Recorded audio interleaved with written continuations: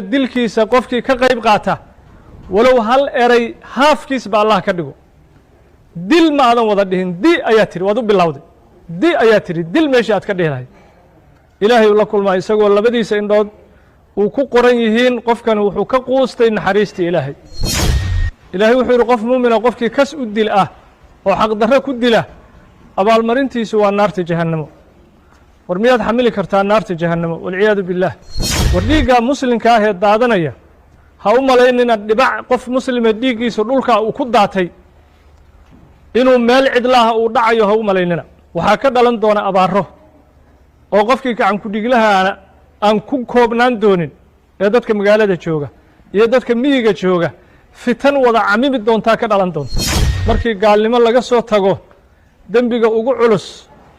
oo ilaahay laga galo subxaanahu wa tacaala iyo xuquuqda bini aadamka laga galo waa dhiig muslim oo la daadiyo walaalayaal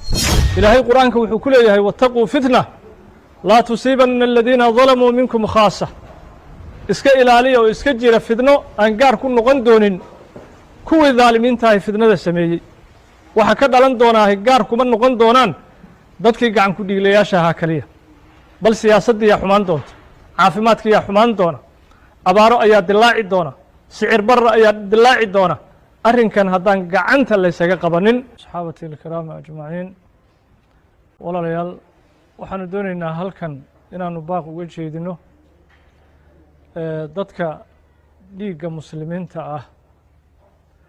uu la fududaaday ee daadinaya dadka muslimiinta ah dhiiggooda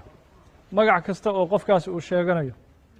iyo sabab kasta oo uu ku daadinayo dhiigga muslimka ah walaalayaal qofka muslimka ah dhiiggiisa ilaahay subxaanahu wa tacaala wuu xushmeeyey ilaahay wuu qadariyey maqaam weyn ayaa ilaahay gaarsiiyey qofka muslimka ah xushmaddiisa iyo dhiiggiisa lidaalika marka qofka muslimka ah in xaq darro lagu dilo oo magac qabiil aad ku disho qof muslim ahee walaalkaa ah oo magac siyaasadeed aad ku disho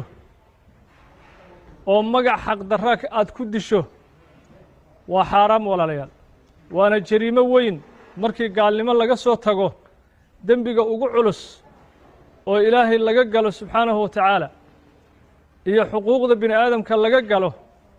waa dhiig muslim oo la daadiyo walaalayaal walidaalika ilaahay subxaanahu wa tacaala cuquubaad 5 ah ayaa ilaahay uu ka ratibay qof muslima oo dhiiggiisa la daadiyo